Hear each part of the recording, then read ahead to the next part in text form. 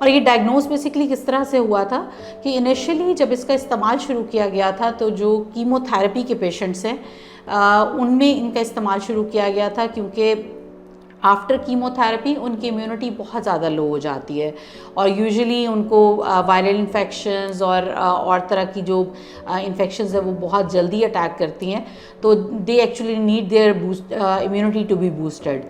तो उसके लिए इनका इस्तेमाल शुरू किया गया था और स्टडीज़ ने ये चीज़ शो की थी कि जिन लोगों में इनको इस्तेमाल किया जा रहा था उसमें एक चीज़ जो आ रही थी कॉमनली, दैट वाज लाइटनिंग।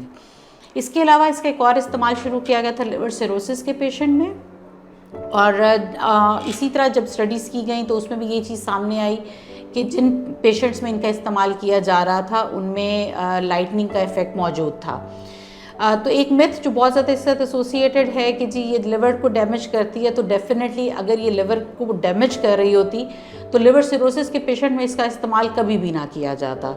इसके अलावा जो सबसे सेंसिटिव पेशेंट होता है वो डेफिनेटली कैंसर का पेशेंट होता है, और उसके बाद उसकी सेंसिटिविटी और बढ़ जाती है जब वो कीमोथेरेपी से गुजरता है।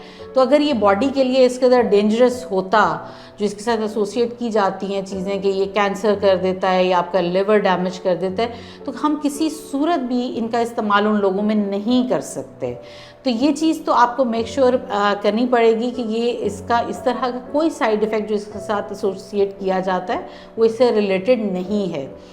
तो बेसिकली इसका साइड इफ़ेक्ट क्या है? इसका साइड इफ़ेक्ट वाइटनिंग है। ये आपकी बॉडी को ओवरऑल लाइट करता है।